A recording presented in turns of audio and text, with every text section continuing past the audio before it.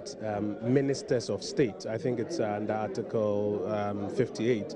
The Constitution says the President shall appoint as many ministers as are required for the efficient running of his government. So it's a net picture. It's income and expenditure. It is about, yes, the size and what it's costing, but also it's about what it is bringing. So you may have somebody with 2 ministers, and at the end of the day, he achieves a value of 4. And you may have somebody who has 8 ministers but achieves a value of 10, because if you look at the efficiency, they are delivering more. So first of all, it's not so much about bloating the government. It is more about the efficiency, the net efficiency that it brings. The second thing also is that, this is my personal view, you want an arrangement where communication or information management as an important function is dedicated and attended to. It is not for nothing that when you go to the Unilevers and the banks, they all have corporate affairs departments that pay attention to dealing with the information management, the corporate affairs, image management of the organization. And sometimes when you lump it with other entities, that attention deficit can affect, therefore, how information is managed. And therefore, I suspect that is why it has been separated under this administration. And I'm optimistic that it will yield benefits. The Honorable Mustafa Hamid, very experienced, very talented in the space. I expect that he would manage the space very well. Many thanks for speaking to us. That's the Member of Parliament for the Ofuasi Airebi area, Kojo Nkrumah, with those reactions to how the proceedings have gone. And so one thing which is clear is that at this juncture, the entire vetting process when it comes to ministers of state is something that has actually been completed. And the next batch of people that we are looking at is the regional ministers. That will be done, and then we would expect that they'll move on to the deputies. Let's speak to another member of the appointment committee. Michael Jato is the MP for the Karachi East area. And so when it comes to the substantive ministers, you, the appointments committee, you are done vetting them. For you, how has it gone so far? It's been good. Of them. It's been good. I think that the president actually helped us by way of actually reducing the pressure. You know, when you bring the quality, and the quality is good, it reduces the pressure. Looking at it per their background, and they all have what it takes to be ministers. All we wanted to do is to go the extra mile to see what we can ask of them, and they've been able to prove their worth. Let's take the Zongo and the inner city minister, for instance.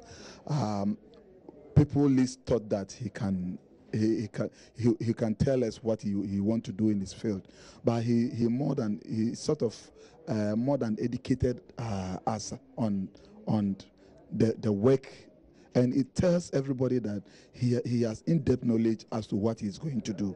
So I might say that the president has been very faithful to us. He's giving us materials that will help us so as to see the effect of his appointment. So at least we have been able to clear the ministers. We're waiting for the regional ministers and subsequent appointments. I'll move on to Madam Adeku-Helu in a while. Who's with the majority side for a brief comment. But for you, were the questions that you had for these ministers answered as you expected them when you round them all up and put them all together? Some even came to educate us. So it's like we've gotten some more education than we thought. I think it's commendable. They are up to the job, and I'm hopeful they can deliver.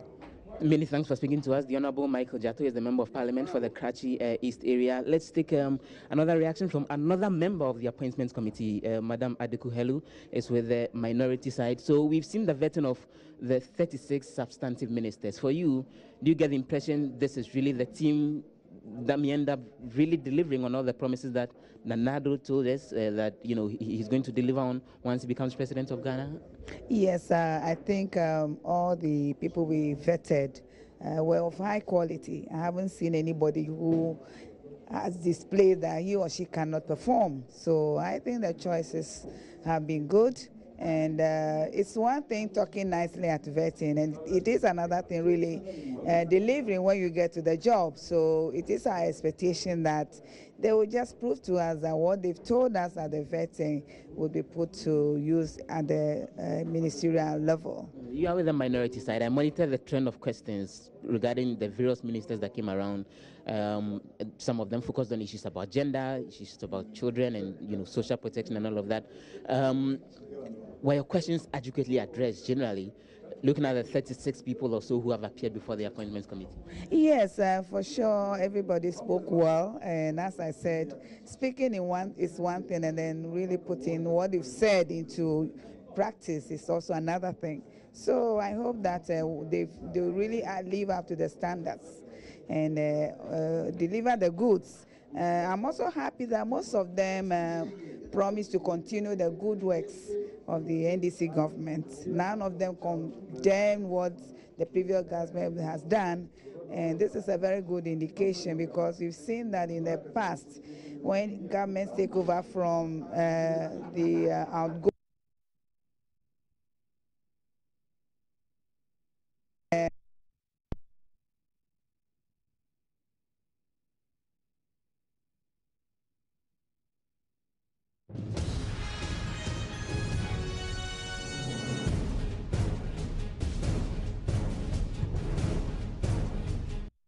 A member of Parliament's Appointments Committee there with those reactions as they rounded up their vetting of the final batch of the 36 substantive ministers who've been appointed. Let's round up this conversation with Anthony Abai-Fakabu, another member of the Appointments Committee.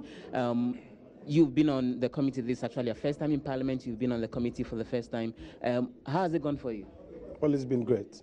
I must honestly say that it's been an opportunity to really scrutinize and also test the knowledge of prospective nominees of the president for the various sectors of the economy, and also to kind of get to know them at a more personal level, closer level, to see how best they can deliver on their respective portfolios. So it's been a really good experience. Let's talk about the Mustafa Hamid vetting specifically. One issue that ended up proving controversial was the comment that he had passed, about the previous administration, which some of the, members of the minority side were asking whether he was going to apologize for it. Looks like it's become a trend where the members on the minority side pull out comments and political commentary that the nominees had made and seek to get them to justify or retract it here at the Appointments Committee. Should that be the way to go? Well, I don't think necessarily that's appropriate, because, in the heat of the political campaign, there are vexed issues, and, salvos are thrown both ways. And I don't see why we should come to a house of records and people must appear before us and we must hold them accountable for stuff like that. In my view, I think that what happens on the political train is completely different from what happens when a party or a government is brought into fusion and they have to put together a team to govern the nation. The final bit will be, what's the expectation going forward? Next week, you're vetting the regional ministers.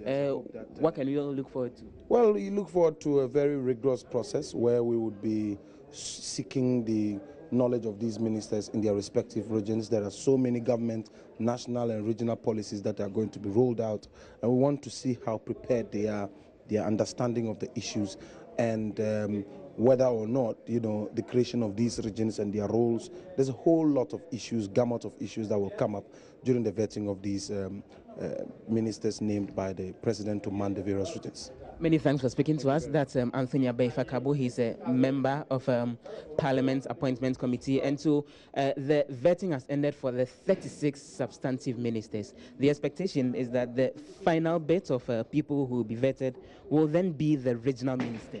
And that is expected to happen sometime next week. Once that is done, then they will move on to the deputy ministers. But for now, the Appointments Committee has adjourned sitting up until next week.